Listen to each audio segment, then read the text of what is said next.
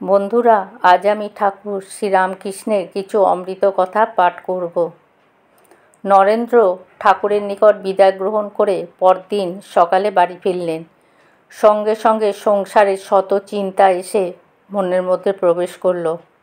অ্যাটর্নির অফিসে পরিশ্রম করে এবং কয়েকখানি পুস্তকের অনুবাদ প্রভৃতিতে সামান্য উপার্জন করে কোনোরূপ দিন কেটে যেতে লাগলো।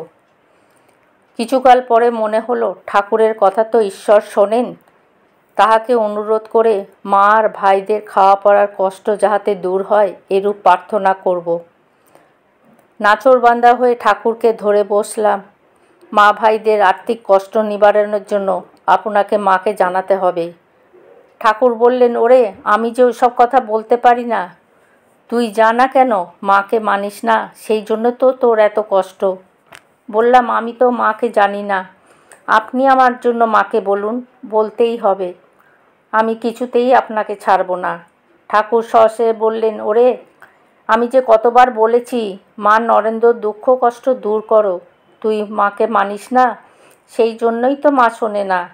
আচ্ছা, আজ মঙ্গলবার, আমি বলছি আজ রাত্রে কালীঘরে গিয়ে মাকে প্রণাম করে তুই যা চাইবি তাই তোকে দেবে। মা আমার চিন্ময়ী ব্রহ্মশক্তি, তিনি ইচ্ছা করলে কি না করতে পারেন। দৃঢ় বিশ্বাস হলো, ঠাকুর যখন ওইরূপ বললেন তখন নিশ্চয়ই প্রার্থনা মাত্র সকল দুঃখের অবসান হবে। প্রবল উৎকণ্ঠায় রাত্রি অবধি প্রতীক্ষা করতে লাগলাম। এক প্রহর গত হইবার পর ঠাকুর আমাকে শ্রীমন্দিরে যেতে বললেন। যেতে যেতে একটা গাঢ় নেশায় আচ্ছন্ন হয়ে পড়লাম। পা টলতে লাগলো। মাকে সত্য সত্য দেখিতে ও তার শ্রীমুখের বাণী শুনতে পাব, এইরূপ স্থির বিশ্বাসে মন অন্য সকল বিষয় ভুলে একাগ্র তন্ময় হয়ে গেলাম। মন্দিরে উপস্থিত হয়ে দেখলাম মা সত্য সত্যই চিন্ময়ী, সত্য সত্যই জীবিতা এবং অনন্ত প্রেম ও সৌন্দর্যের স্বরূপিণী।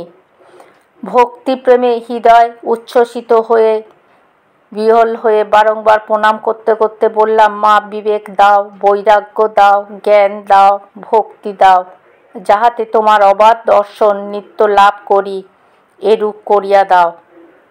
শান্তিতে প্রাণ আপ্লুত হল। জগৎ সংসারে নিঃশেষে অন্তর্নিহিত হইয়ে একমাত্র মাই হৃদয় পূর্ণ করে রইলেন। ঠাকুরের নিকট ফেরবার মাত্র ঠাকুর জিজ্ঞাসা করলেন, কিরে, মার নিকট সাংসারিক অভাব দূর করবার প্রার্থনা করেছিস তো? চমকে উঠে বললাম, না মহাশয়, ভুলে গিয়েছি। তাই তো, এখন কি করি? ঠাকুর বললেন, যা যা, ফের যা গিয়ে ও কথা জানিয়ে আয়। মার সম্মুখে উপস্থিত হয়ে পুনরায় সকল কথা ভুলে সেই জ্ঞান ভক্তি লাভের জন্য প্রার্থনা করে ফিরলাম। ঠাকুর হাসতে হাসতে বললেন, কিরে, এবার বলেছিস তো? আবার চমকে বললাম, না মহাশয়, মাকে দেখবার মাত্র সব কথা ভুলে কেবল জ্ঞান ভক্তি লাভের কথাই বলেছি। কি হবে? ঠাকুর বলল, দূর ছোড়া, নিজেকে একটু সামলাতে পারলি না? এই প্রার্থনাটুকু করতে পারলি না? পারিস তো আর একবার গিয়ে ওই কথাগুলো জানিয়ে আয়। শিগগিরই যা। পুনরায় গেলাম, কিন্তু মন্দিরে প্রবেশ মাত্র দারুণ লজ্জা লাগলো। ভাবলাম, এ কি তুচ্ছ কথা মাকে বলতে এসেছি।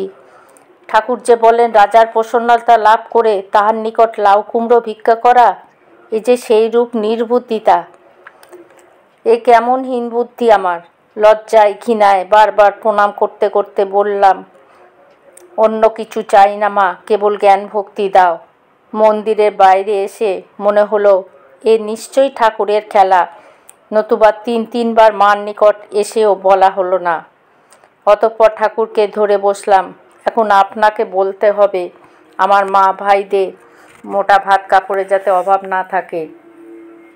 ঠাকুরকে কিছুতেই ছাড়লাম না। তখন তিনি বললেন, আচ্ছা যা, তোদের মোটা ভাত কাপড়ের অভাব কোনো দিনই হবে না। বন্ধুরা, আজ আমি এখানেই পাঠ শেষ করলাম। জয় ঠাকুর, জয় মা।